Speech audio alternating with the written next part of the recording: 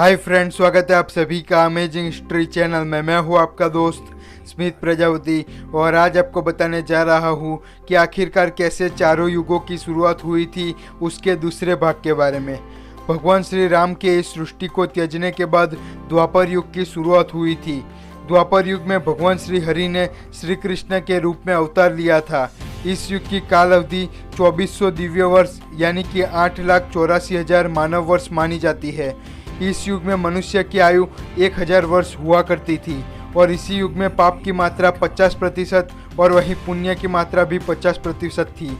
द्वापर युग को युद्धों का भी युग माना जाता है क्योंकि इसी युग में सबसे ज़्यादा युद्ध भी हुए थे। उस समय चारों ओर अधर्म अपना पांव पसार रहा था। तब भगवान श्री कृष्ण ने एक एक कर सभी असुरों और अधर्मी राजाओं का नाश किया था।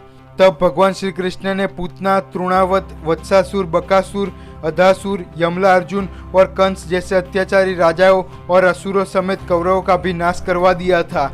महाभारत के युद्ध के अंत में जब गांधारी अपने 100 पुत्रों के वध के कारण रो रही थी और करा रही थी, तब युद्ध भूमि में उन्होंने श्री कृष्ण को श्राप दे दिया कि जिस तरह तुमने मेरे कुल का नाश करवाया है, ठीक उसी तरह आज से करीब 36 सालों के बाद तुम्हारे भी कुल का नाश हो जाएगा।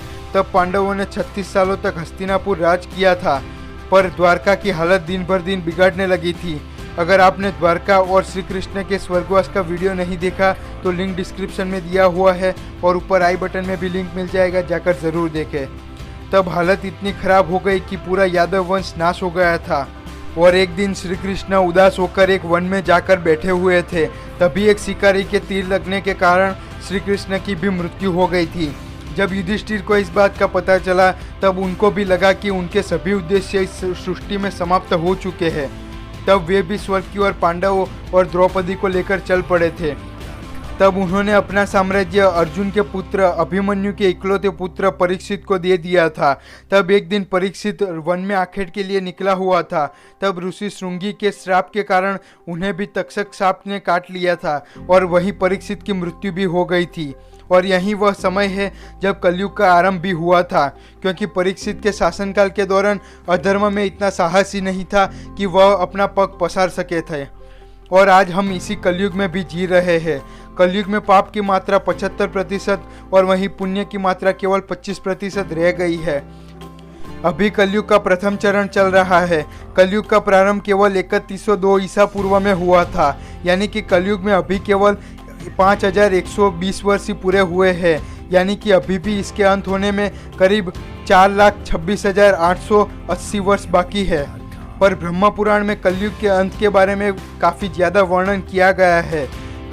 कलयुग के अंत में मनुष्य की आयु केवल 12 वर्ष रह जाएगी। तब लोगों में द्वेष और लालच बढ़ जाएगा। जैसे जैसे कलयुग का आगे बढ़ना शुरू होगा तब नदियाँ भी सूखने लगेगी।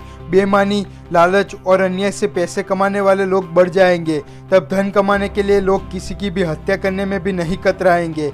इंसान सभी धार्मिक कार्यों को करना बंद कर देंगे। गाय दूध देना बंद कर देगी। मानवता नष्ट हो जाएगी। लड़कियों का लोग अपमान करना शुरू कर देंगे। लड़कियों का अपने ही घर में शोषण होगा और अपने ही लोग उनके साथ व्यभिचार करने लगेंगे और आतंक और पाप अपने अंतिम चरण में पहुंच जाएगा। तब भगवान श्री हरि कल्कि अवतार में अवतरण करेंगे और इन सभी पापियों का नाश करेंगे और एक बार फिर से सत्युग का भी आरंभ हो जाएगा।